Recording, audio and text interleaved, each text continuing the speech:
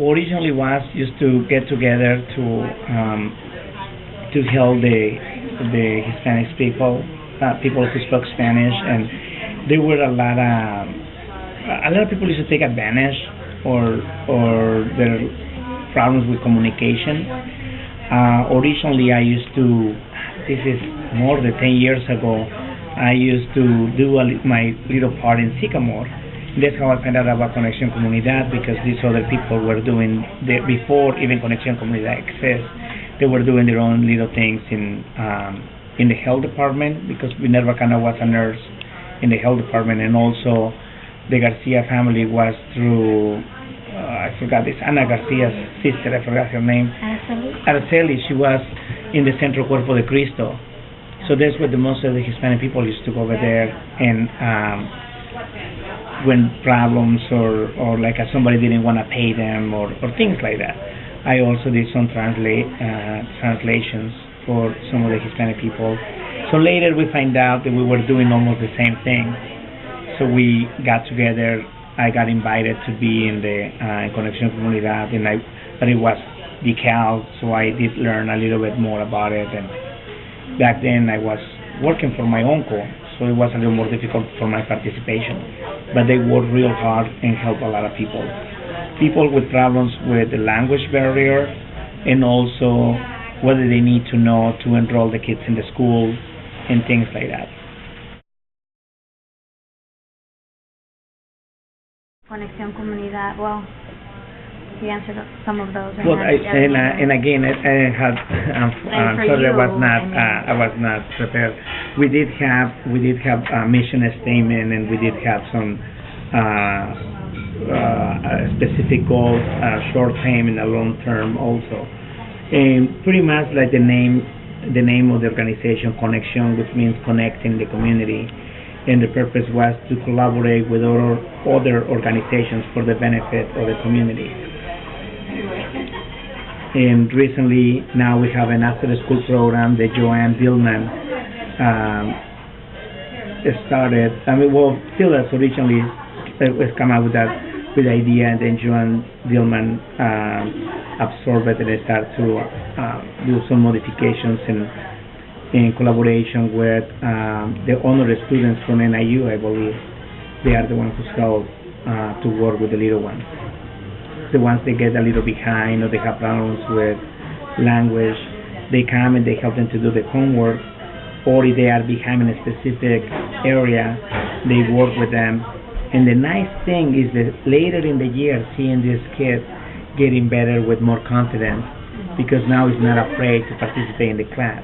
Now he does understand it because they have the time to work with him in that specific area where he is not too much his strength. Okay. Do you have foundation? And I'm right now working with the Community Works program. I'm the chair or child care. Community Works has three areas. Child care, land use, and workforce development. In my area right now this year, my assignment is child care. So I working real close with 4Cs and try to learn a lot about the other child care providers and try to help them with the organization, with the foundation, try to help them to increase the quality of service that they have. Because right now they got something they call the QRS, I believe, is the quality. They are rating with the stars all the child care providers in the area. Once they reach a specific amount of stars, they can qualify for grants from the state and locally also. 4Cs also have grants to this in collaboration with the community foundation to help these child care providers to become better, to be more prepared and provide better service, which will benefit the whole entire county.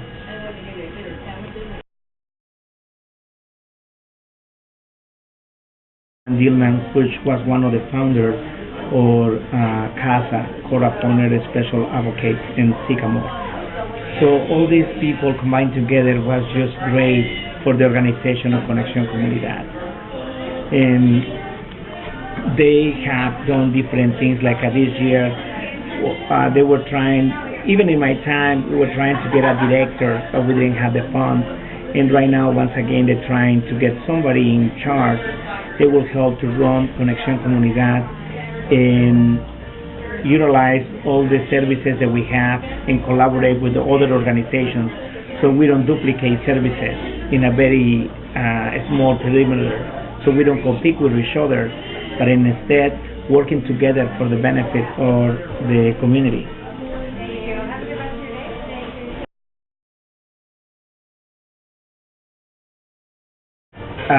When we started the after-school program, when the kids get out of school, we provide them some snacks.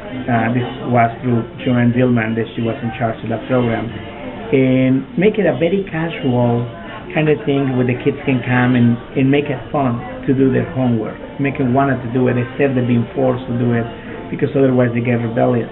And once they start to find fun about it, it will be easy for them to understand it and do it.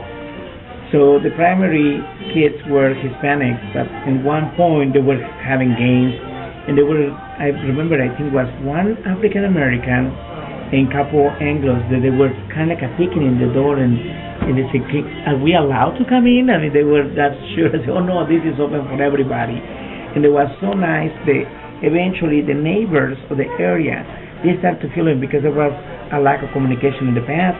Now the neighbors start to come in and enjoying part of this center that was the main purpose for the community, not just for a specific ethnic group or people. Nevertheless, the organization originally was to help the people with primarily the Hispanic people with problems with English or other needs. But we were welcoming and open our doors for anybody.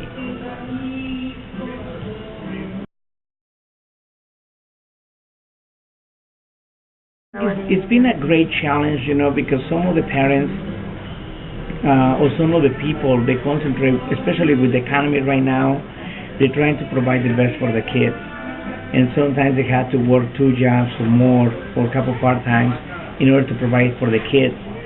And in that time, it's very difficult sometimes to go to school. So we've been trying to work and try to get interest in the parents. They sacrifice a little bit, but eventually will pay off. The problem, sometimes they get desperate and they don't do it. But the purpose was for them to see a bigger picture, not just in the very short term. Perhaps they will suffer a little bit, but eventually it will become better for everybody. Because if they get education, they will get a better job, better opportunities, but also be as an example for the little ones. Otherwise, they become be in a circle in life where it will be very difficult for them to get out, because who is the role models for them? Or what will be the desire to become somebody when the originally role models are usually the parents? Any kid, always the dream is to be like their dads or moms, which is great because they are hard-working, good people.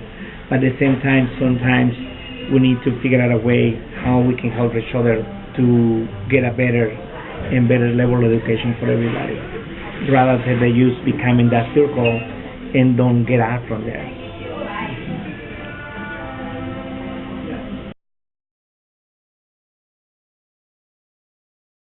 I think more the NBNC, the National Bank and Trust Company, they have been a sponsor also the Mexican Mobile Council, which they allowing to have an ID for people that perhaps it's not just the ones that they are undocumented, with no documentation, but also a lot of people don't realize they become legal, take a long process, and somebody's in waiting, they need an ID or things like that. So it's so nice for the Mexican people that they can have this ID, this legal documentation in the state of Illinois.